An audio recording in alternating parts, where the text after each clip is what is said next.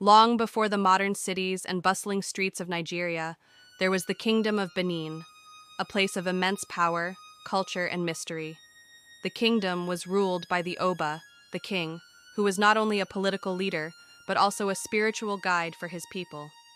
Under the Oba's rule, Benin grew into one of the most sophisticated and fortified civilizations in West Africa.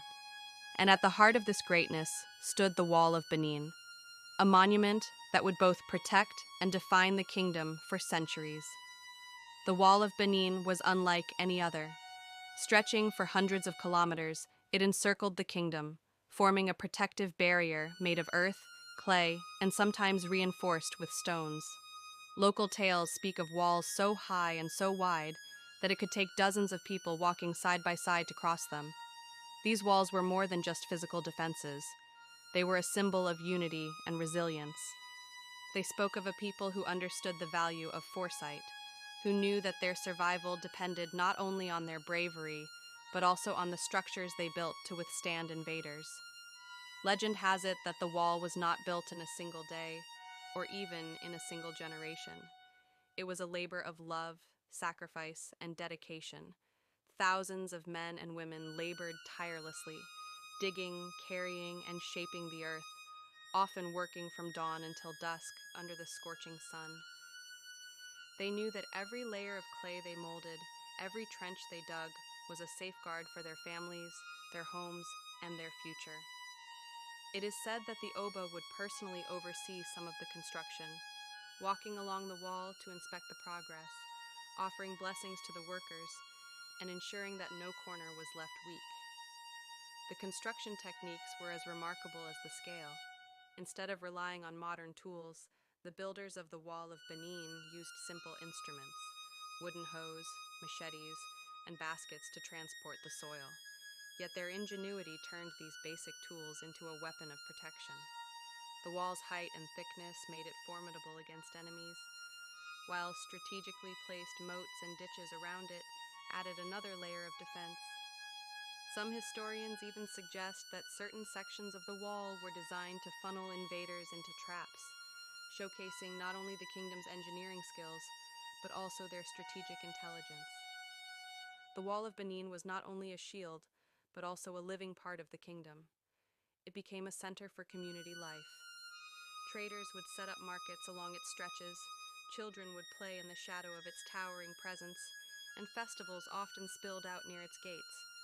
It was a witness to the joys, sorrows, triumphs, and struggles of the Benin people.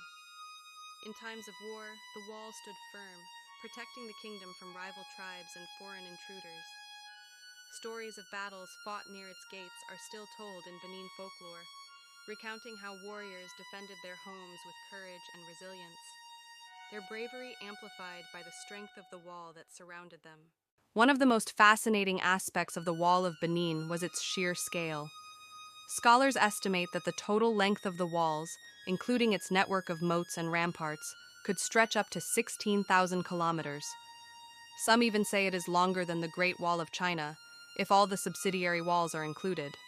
This fact alone speaks volumes about the organizational capacity and vision of the Benin Kingdom. Maintaining such a wall required coordination, leadership, and a sense of shared responsibility among the people. It was more than stone and earth. It was a testament to the ingenuity and dedication of generations who came together to protect something greater than themselves. Despite its strength, the Wall of Benin was not invincible. Over time, with the arrival of European colonizers and the changing tides of warfare, the wall faced new challenges.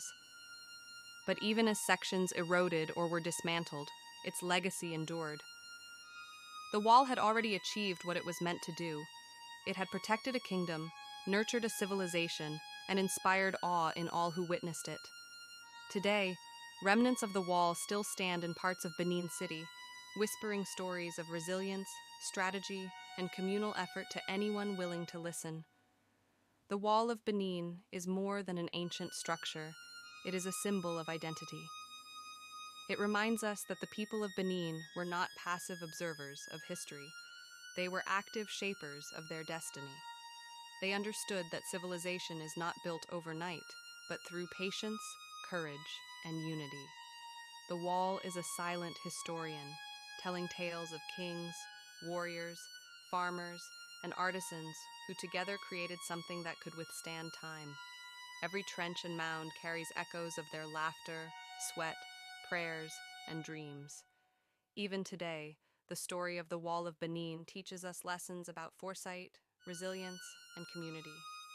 In a world that often looks for quick fixes, the wall reminds us that greatness requires effort, planning, and the collective strength of many. It stands as a monument not just of defense, but of vision, reminding the people of Benin and the world that history is shaped not just by leaders, but by the hands and hearts of ordinary people working together for a greater cause. As you walk through the remnants of the wall today, you can almost feel the spirit of those who built it. You can imagine the sun-baked earth beneath their feet, the calls of overseers echoing in the distance, and the determination in every hand that shaped the clay. It is a bridge across time, connecting the present to a glorious past, a reminder of what humans can achieve when they dare to dream and work together. The Wall of Benin is not merely history, it is a legacy, a story of ingenuity, courage, and the enduring power of community that will continue to inspire for generations to come. Please like and subscribe for more videos like this at Juninho Entertainment.